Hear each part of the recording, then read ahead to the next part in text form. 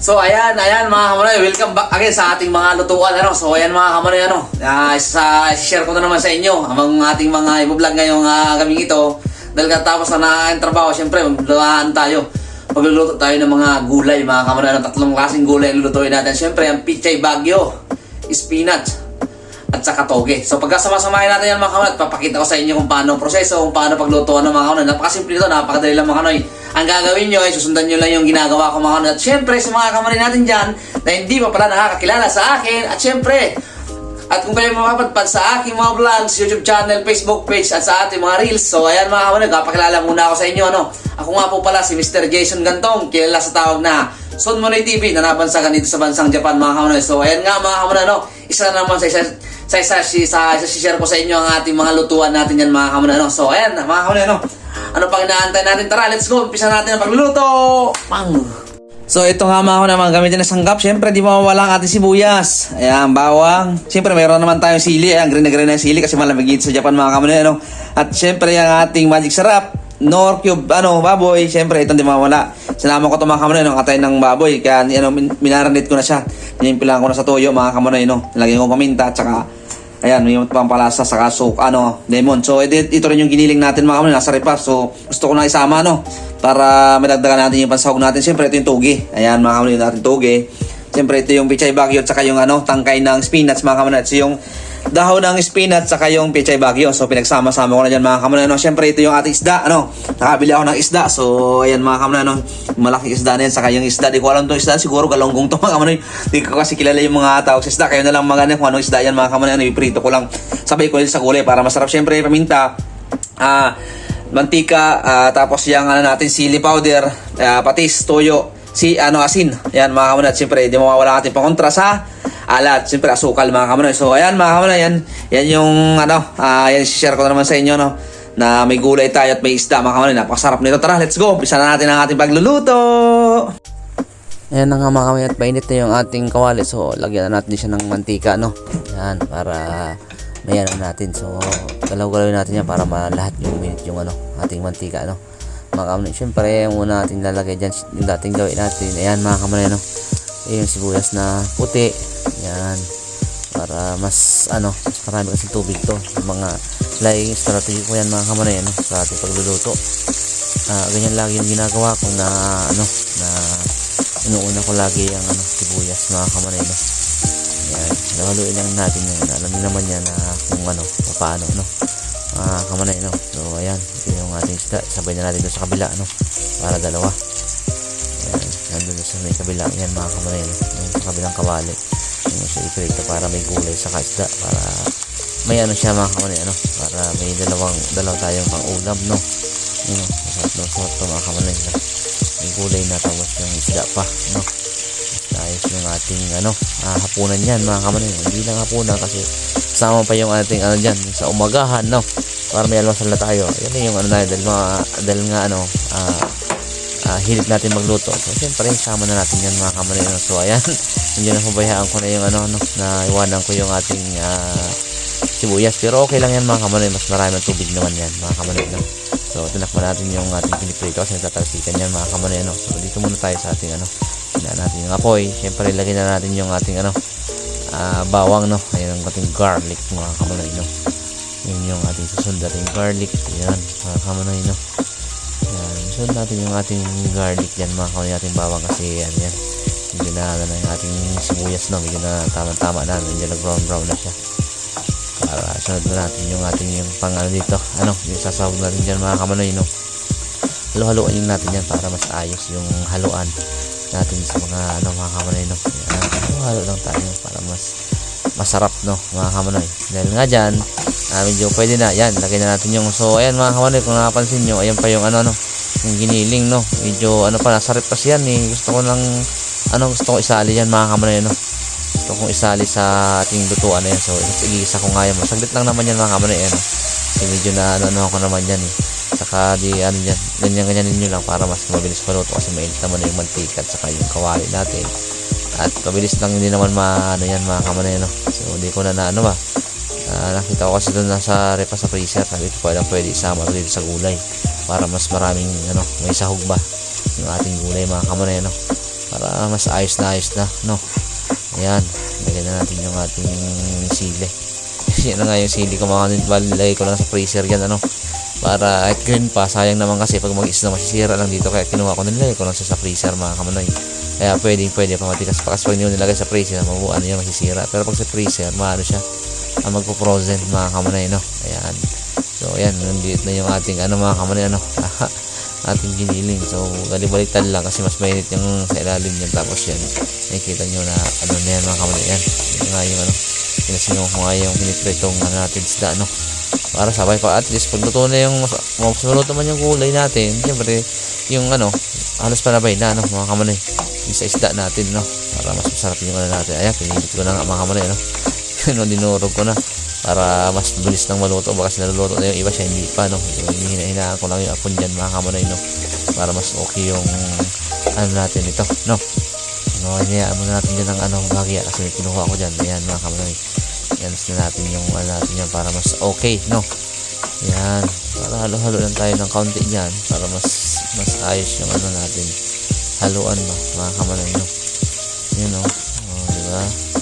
Saglit lang yung ating yan, kasi mainit nga naman, mainit yung ating kawali, kaya saglit lang yung ating dyan. So ayan, nilagay ko na lang yung ating kalahating nor para mas malasa mga kamanoy, nor pork cube, yan. So ito, lagyan na natin yung palasa, yung ating patis, yan, para maglasa na sa ating mga kamanoy, para maglasa na dyan sa ating giniling, siyempre ayan yung ating paminta, hindi mawawala yung ating paminta na yan, ayan yung dyan, lagi kasama sa mga pagluluto, yung paminta na yan mga kamanoy, siyempre ayan yung ating yung ating magic, mga kamanoy, yung magic sarap naman, tamang tamang budbura lang na kaunti yan para mas patimplan yan. Lagyan ko rin na powder ng sili, yan mga kamanoy, para may anghang na, may anghang pa, siyempre lagyan natin ng asin, ayan, tamang konti lang kasi yan, lagyan pa tayo ng dyan, mabayas ba. So ito, lagyan din natin ng asukal kasi naglagay tayo ng mga paalat, asukal din para kontra dun sa mga natin, mga alat. So ito, lagyan tayo ng toyo, para kumapit na dito sa konting toyo, para kumapit din sa ating mga giniling na sahog mga kamanoy, So ayan, kita nyo yung giniling na okay na mga kamanoy, kaya na siya. So pwede mabilis lang tong lutuin kasi yung nagpatagal lang sa atin dyan mga kamanoy, yung giniling na nasa frozen kasi, kaya medyo kaya medyo tumagal-tagal tayo dyan. Pero ganyan lang yung ganyan lang strategy ko guys, ganyan lang yung sunod ng aking pagluluto mga kamanoy, So ayan mga kamanoy, sa mga makakapanood dyan mga kamanoy, ayos na ayos yan. Ayan, takpan na natin.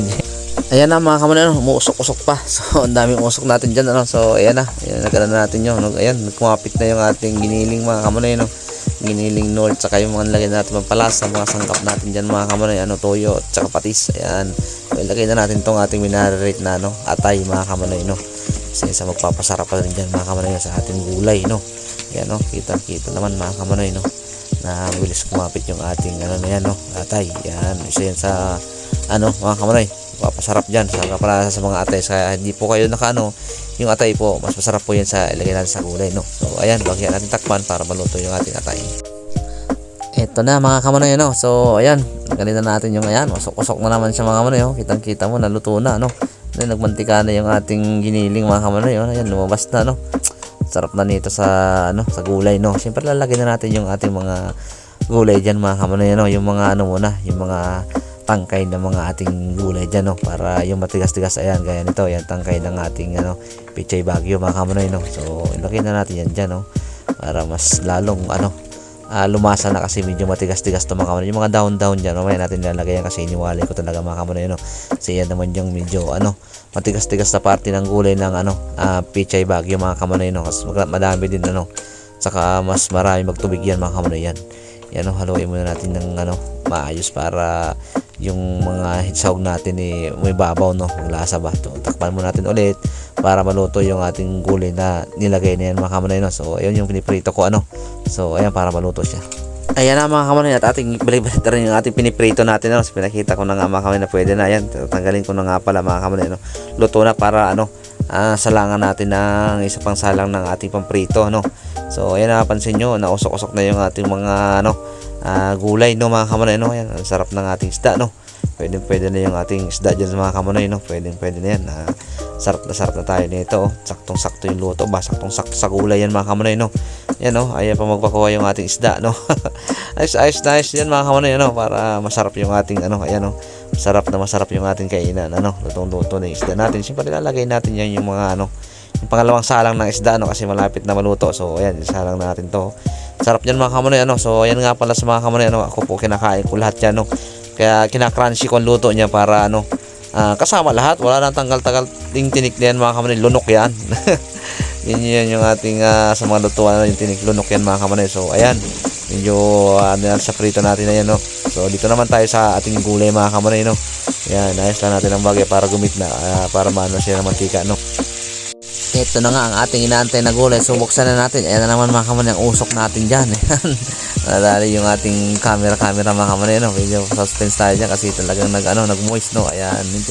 Unti-unti rin yun mawawala yung ating moist dyan. So ayan, kitang-kita nyo mga kamanoy. Ng ating yung gulay. So ilagay na natin itong ayan, spinach ba? Horenso kung tawagin dito sa bansang Japan mga kamanoy. Ayan, isali na natin yan.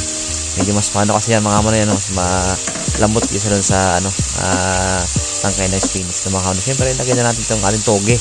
Ayan mga kamanoy, gulay, napakasarap niyan mga kamanoy. Yung gulay na lang natin lulutuin na to. Ayan, sarap, ayan, sarap lang natin sayang, ayos na ayos yan dyan yung ating lutuan itong toge na to, mga kamanoy. Tapos may isda yung gulay, napakasarap. Ayan, sama na natin itong mga dahon-dahon sa ibabaw para mag-moist na, kasi lang na medyo ihapok natin ng kaunti, hapok para mas malasa, mas masarap, kasi nga yung isda, sa mga kamanoy, tako na yung ating isda, So ayan mga kamanoy, So kunin natin yung takip na sa kabila kasi isa yung takip natin, takip natin dito sa gulay. So ayan, antay natin maluto ulit, Ayan na nga mga kamanoy ang ating gulay. So ayan, kitang-kita nyo, nag-moist na yung ating gulay, yung hapok na, So haluin natin mga kamanoy, Ayan, ng ating mga gulay, kumbaga nagkusa ng tubig. So ayan mga kamanoy, hindi ko nga pala nilagyan ng tubig yan, Nahayaan ko lang kasi magtubig yung mga gulay dyan, para yun yung natin, yun yung pinaka nutrients mga kamanoy, Yan, kita nyo naman yung gulay na yan, Mukhang pwede na natin tikman to mga kamanoy, kasi luto na yung isda,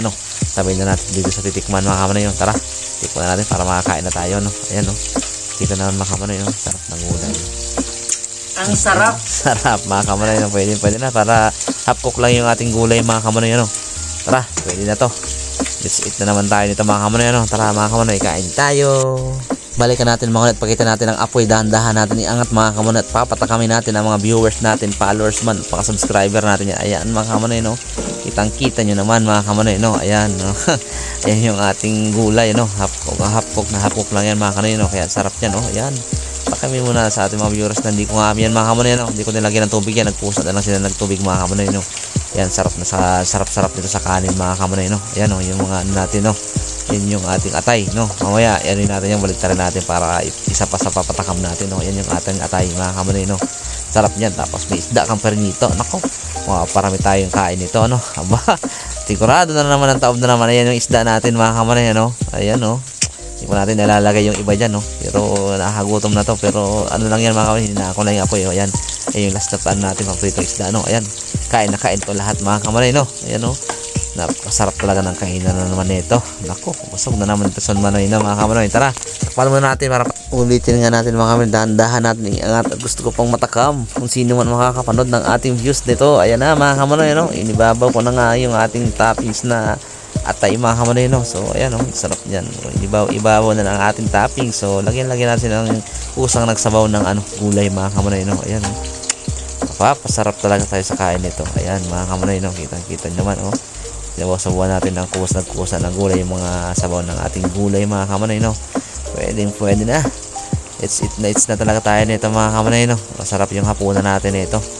Ayan, kitang-kita nyo naman yung pang-ibabaw pala ng tapis ng atay mga kamanoy, Talagang mapapawaw ka talaga, mapapawaw at mapapaano ka, extra rice ka dyan mga kamanoy. Tara na, takpan natin, kain na. Teka, at ulitin natin dito tayo naman sa ibabaw, Ayan mga kamanoy, dandahan natin ipalapit yung ating camera kasi takam talaga ito mga kamanoy. Umusok-usok bagong luto na mga kamanoy, ipaubos na yung ating sabaw. Tara, let's eat na to. At ayan na nga at nakompleto ko na nga mga kamanoy, nalutuin ito na yung ating isda, ano mga kamanoy. Ayan, ito na yung ating isda.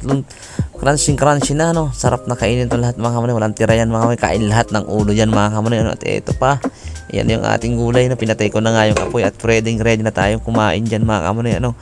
Pwede na to. Maka-extra rice na naman tayo nito mga kamanoy. Ano? Tara na. Pwede na tayong kumain mga kamanoy. Yan yung ating isda, no? Sarap pagsamahin yung crunchy. Lapit natin ng kaunti, ano? Crunchy sabay sa gulay natin dyan mga kamanoy. Tara, let's go na to. Kagutom na to mga kamanoy, no? Talagang kainan na to. Walang aawat, no? Walang paransinan. Tara, let's go, kain na tayo.